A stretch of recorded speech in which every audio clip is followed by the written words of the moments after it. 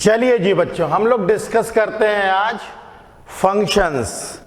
Functions क्या होते हैं इसको हम लोग डिटेल में समझेंगे। सबसे पहले आपको ये समझना होगा कि फंक्शन एक रिलेशन ही होता है। ध्यान रहे, फंक्शन एक स्पेशल टाइप का रिलेशन है। तो इसको हम पहले लिख दें। फंक्शन क्या होता है भाई? फंक्शन जो है is a special type of relation। तो कोई सा भी रिलेशन हम फंक्शन तब बोल सकते हैं जब उसकी कुछ एक कंडीशंस सेटिस्फाई होती हो।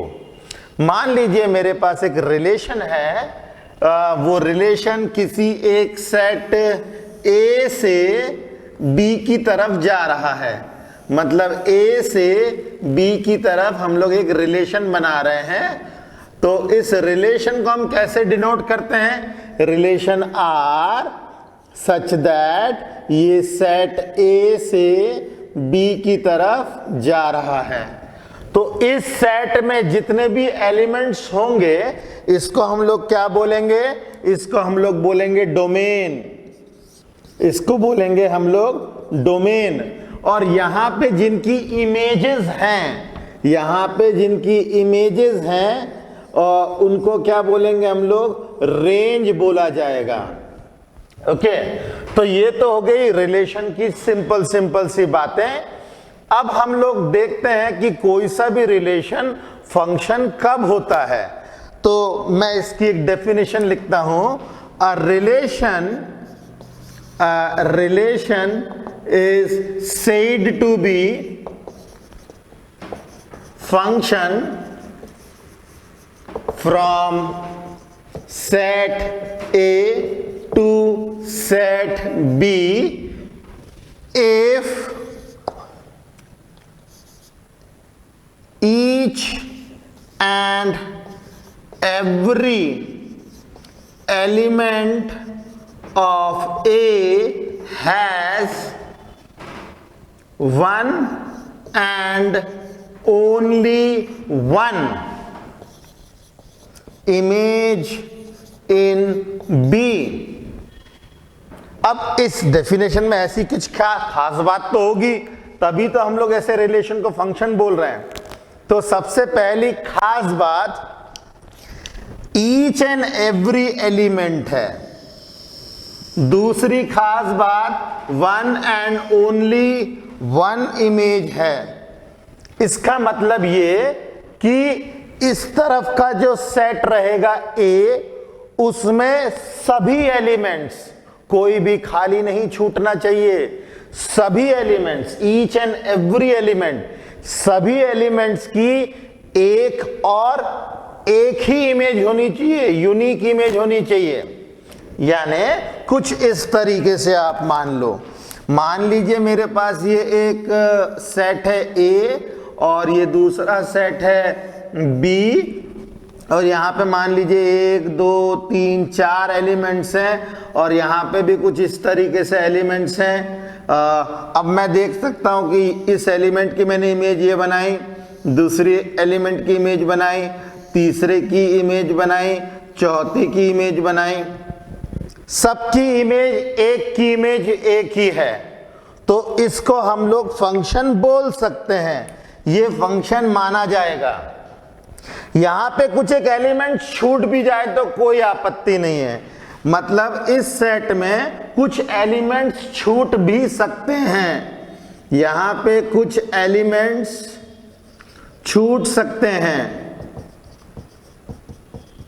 यहां पे कोई एलिमेंट छूटेगा कोई दिक्कत नहीं, मगर इस सेट में कोई एलिमेंट छूटना नहीं चाहिए। अब हम एक और एग्जांपल देखते हैं। जैसे मान लीजिए मेरे पास सेट ए, यहाँ पे कोई दूसरा सेट बी, और ये कुछ इस तरीके से मैं इमेज का फॉर्मेशन कर रहा हूं।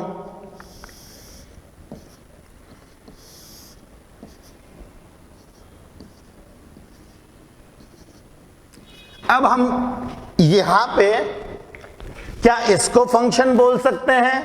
ये भी फंक्शन कहलाएगा, इसमें भी कोई दिक्कत नहीं है, क्योंकि इसकी इमेज एक ही है, इसकी भी इमेज एक ही है, इसकी भी इमेज एक ही है, ये भी फंक्शन कहलाएगा। आप इसको कुछ इस तरीके से याद कर सकते हैं कि एक इंसान एक रिसेप्शन में जा सकता है, अलग अलग इंसान अलग अलग रिसेप्शन में जा सकते हैं, बहुत सारे इंसान एक रिसेप्शन में जा सकते हैं, मगर एक इंसान बहुत सारे रिसेप्शंस में एक साथ नहीं जा सकता। यानी कुछ इस तरीके से, यदि मेरे पास कोई सेट है ए और ये सेट है बी, और यही बंदा इस रिसेप्शन में भी चला गया, उसी वक्त इस रिसेप्शन में भी चला गया, उसी वक्त इस रिसेप्शन में भी चले जाएगा, बाकी दूसरे बंदे भी जा रहे हैं, कुछ इस तरीके से, ये पॉसिबल नहीं है, ये पॉसिबल नहीं है। इसको हम लोग बोलते हैं one two many. One two many जो है ये एक्सेप्टेबल नहीं है, ठीक है। अगर ऐसा हो भी गया तो हम किसी ना किसी एक को हमें ड्रॉप करना पड़ेगा। आप एक रिसेप्शन में जाओगे तो दूसरे को तो ड्रॉप करना ही पड़ेगा ना, क्योंकि एट अ टाइम आप तीन रिसेप्शन में नहीं जा सकते। हाँ, यहाँ पे दो बंदे एक रिसेप्शन में जाए कोई दिक्कत नहीं है, मगर एक ही इंसान तीन रिसेप्शन में नहीं जा सकता है, तो ये फंक्शन नहीं कहलाएगा। मतलब ये कि फंक्शन जो है उसमें वन फंक्शन होना चाहिए, एक एलिमेंट एक ही जगह पे जाएगा, ठीक है। हाँ, बहुत सारे लोग एक ही जगह पे जाए, इसमें कोई आपत्ति नहीं है, ठीक है, तो ये फंक्शन की कैटेगरी में नहीं आएगा। अच्छा, अगर ऐसा हो जाए कि ए और ये बी, और यहां पे ये गया एक के पास, ये गया एक रिसेप्शन में, और ये गया एक रिसेप्शन में, और ये भाई लोग खाली बैठे हुए हैं, इस तरफ के एलिमेंट्स में यहां पे देखिए ये दोनों अभी अनऑक्यूपाइड हैं, तो ये भी फंक्शन नहीं चलेगा, क्योंकि हम क्या बोल रहे हैं, ईच एंड एवरी एलिमेंट, सभी एलिमेंट्स की कोई ना कोई इमेज होनी चाहिए। मतलब मान लीजिए अगर फंक्शन में इसके पास इसके करस्पॉन्डिंग कोई इमेज है नहीं, आपने वैल्यू डाली और कोई आंसर ही नहीं मिलेगा, ये नॉट डिफाइंड वाली सिचुएशन हो जाती है, ये नॉट डिफाइंड वाली सिचुएशन हो जाती है। ये ठीक आप उसी तरीके से मान सकते हो जैसे आपके पास में किसी शादी का कार्ड तो आ गया, मगर जाना कहाँ है वो लिखा ही नहीं है, ये एक नॉट डिफाइंड वाली सिचुएशन हो जाती है। तो ऐसी सिचुएशंस हम लोग रिजेक्ट करते हैं, ठीक है। तो दो कंडीशंस हमारे पास में आती हैं, यहां इस वाले सेट में कोई भी फ्री नहीं होना चाहिए, यहां पे कोई एलिमेंट फ्री नहीं होना चाहिए, यहां पे कोई भी एलिमेंट फ्री नहीं होना चाहिए, नंबर वन। और दूसरा, एक की इमेज एक ही होनी चाहिए। तो ये खास बातें हैं कुछ फंक्शंस की। किसी भी फंक्शन को हम लोगों को किसी भी रिलेशन को हम फंक्शन तभी बोल सकते हैं जब इस तरफ के सेट में सभी एलिमेंट्स की इमेजेस हो, नंबर वन। दूसरा, एक की इमेज एक ही हो, ठीक है। मगर आप इससे कंफ्यूज मत हो कि ये फंक्शन नहीं है, यहां पे सबकी इमेज एक ही है, कुछ इस तरीके से, ओके। पूरा का पूरा शहर एक रिसेप्शन में जा सकता है, मगर एक इंसान बहुत सारे रिसेप्शंस में नहीं जा सकता है, ओके। तो चलिए अब हम आगे कुछ जर्नल टर्मिनोलॉजी समझेंगे। पहला हम लोगों ने बोला है 1-1। ये जो 1-1 होता है इसके अंदर में एक की इमेज एक ही होती है, एक की इमेज एक ही होती है। इसको हम लोग इंजेक्टिव फंक्शन भी कह सकते हैं, इंजेक्टिव फंक्शन भी कह सकते हैं। जो फंक्शन 1-1 होगा वो इंजेक्टिव फंक्शन कहलाएगा, ओके। हाँ, आप इस चीज का ध्यान रखें, वन टू मैनी कभी भी नहीं होगा। मान लीजिए अगर आपके पास में आपके घर में शादी के कार्ड है और आपको 2 जगह पे शादी पे जाना है, तो आप प्रायोरिटी मेंटेन करते हो कि भैया ये तो कम नजदीक वाले लोग हैं, हम इसके घर पे अभी स्किप कर देते हैं, जो नजदीक की शादी है हम उसी में जाएंगे, ठीक है। तो किसी ना किसी बेसिस के ऊपर हम उसको रिजेक्ट करते हैं, मगर वन टू मैनी पॉसिबल नहीं है। वन वन फंक्शन को हम लोग इंजेक्टिव फंक्शन भी कहते हैं। जो वन वन फंक्शन होता है उसको इंजेक्टिव फंक्शन भी कहा जाता है। और इसको मैंने कुछ इस तरीके से याद रखा है कि आजकल के जो इंजेक्शंस होते हैं वो 1 to 1 ही होते हैं। मतलब आजकल ऐसे इंजेक्शंस आते हैं, use and throw it away, लगाओ डस्टबिन में फेंक दो, दूसरे इंसान के लिए दूसरा इंजेक्शन, फिर लगाओ और डस्टबिन में फेंक दो। तो इंजेक्टिव फंक्शन जो होते हैं, वन वन फंक्शन का ही दूसरा नाम इंजेक्टिव फंक्शन है। ओके, इसके बाद कुछ दूसरे नॉमेनक्लेचर्स, जैसे यहां पे तो कोई छूटेगा ही नहीं, ये बात तो पक्की है। यहां पे इस तरफ के सेट में तो कोई भी नहीं छूटेगा, ये बात पक्की है। यहां पे जो दूसरा सेट है, यहां पे कुछ एलिमेंट्स छूट भी सकते हैं, कोई दिक्कत नहीं है। जैसे मान लीजिए मैंने ये एक फंक्शन बनाया, जिसके अंदर में इस साइड में यहां वाले सेट में कुछ एलिमेंट्स छूट गए हैं। अगर यहां पे कुछ एलिमेंट्स छूट जाते हैं, अगर यहां पे कुछ एलिमेंट्स जो है जिनकी प्री इमेज नहीं होती है, सम एलिमेंट्स जिनकी which does not have pre-image, अगर ऐसा फंक्शन है तो ये वैलिड फंक्शन माना जाता है, इसमें कोई दिक्कत नहीं है। बस इस तरफ नहीं छूटने चाहिए। अगर इस तरफ छूटेगा तो फंक्शन ही नहीं बोलेंगे हम, तो ये तो नॉट डिफाइंड फंक्शन हो गया।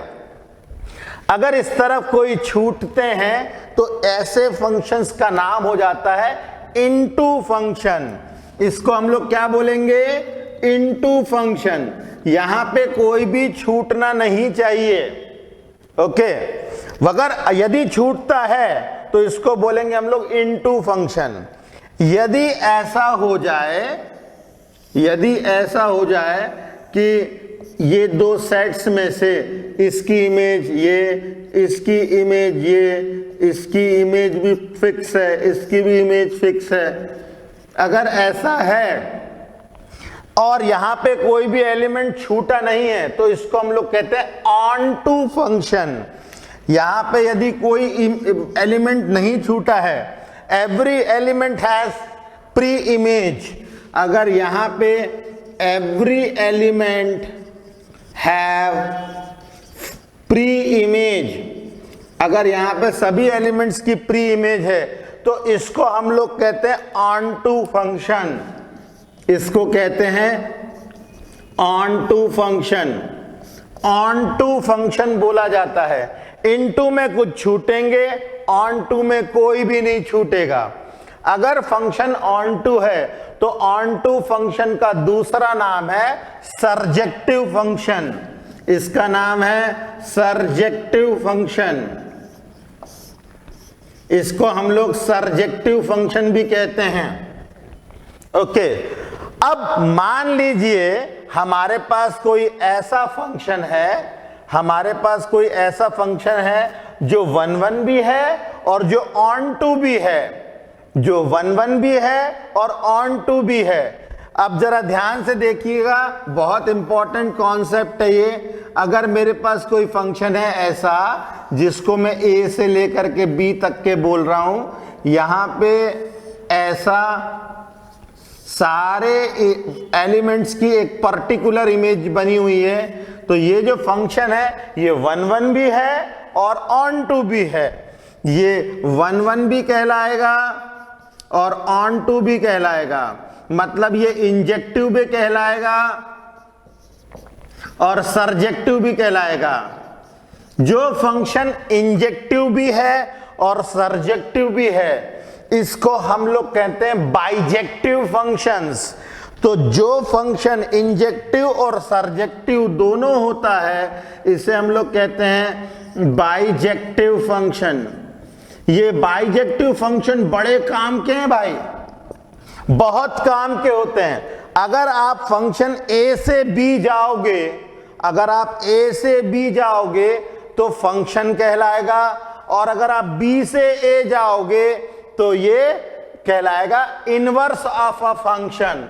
मतलब ये कि यदि इसी फंक्शन में आप a से b की तरफ जा रहे हो, अगर आप a सेट से b सेट की तरफ जा रहे हो तो इसे कहेंगे फंक्शन। अगर आप b सेट से a सेट की तरफ जा रहे हो, b सेट से a सेट की तरफ जा रहे हो तो इसे कहेंगे inverse of a function. Okay, अब आप देखिए, मान लीजिए मैं ये फंक्शन ले लेता हूं, ये वैलिड फंक्शन है, इसमें कोई दिक्कत नहीं है क्योंकि यहां के सारे एलिमेंट्स ऑक्यूपाइड है, सबकी इमेजेस बनी हुई हैं। ये जो फंक्शन है, अगर मैं इसको उल्टा जाने की कोशिश करूं, उल्टा जाने की कोशिश करूंगा तो ये फंक्शन जो है ये नॉट डिफाइंड हो जाएगा। देखिए, मैं जब यहां से यहां जाता हूं तो मुझे कोई दिक्कत नहीं है, मगर जैसे ही मैं यहां से यहां गया तो देखिए ये एलिमेंट्स फ्री हो गए, और जैसे ही एलिमेंट्स फ्री हो गए ये नॉट डिफाइंड की कैटेगरी में आ गया। अब हम इसको देखते हैं। जैसे मान लीजिए ये फंक्शन है, ये फंक्शन में यहां से यहां जाऊंगा, a से b की तरफ जाऊंगा तो ये फंक्शन है, ठीक है। मगर जैसे ही मैं b से a की तरफ जाऊंगा तो ये नॉट डिफाइंड हो जाएगा क्योंकि ये एलिमेंट्स खाली हो गए, ठीक है। तो आपको केवल इतना ध्यान रखना है, एक की इमेज एक ही होनी चाहिए, that is not the problem. दूसरी चीज, राइट हैंड साइड में कोई एलिमेंट अगर फ्री हो तो इसे क्या कहेंगे हम, इनटू फंक्शन, और अगर एक भी फ्री नहीं है तो उसे कहेंगे ऑन टू फंक्शन। जो फंक्शन इनवर्टिबल होता है, मतलब ऐसे जाएगा तो फंक्शन, ऐसे जाएगा तो इनवर्स ऑफ अ फंक्शन, तो अगर ऐसा फंक्शन है तो इसे हम बाइजेक्टिव फंक्शन कहते हैं। ओके, बाइजेक्टिव फंक्शन एक बहुत इंपॉर्टेंट प्रॉपर्टीज रखता है, आप इसे उतारिए फिर हम उसे डिस्कस करेंगे।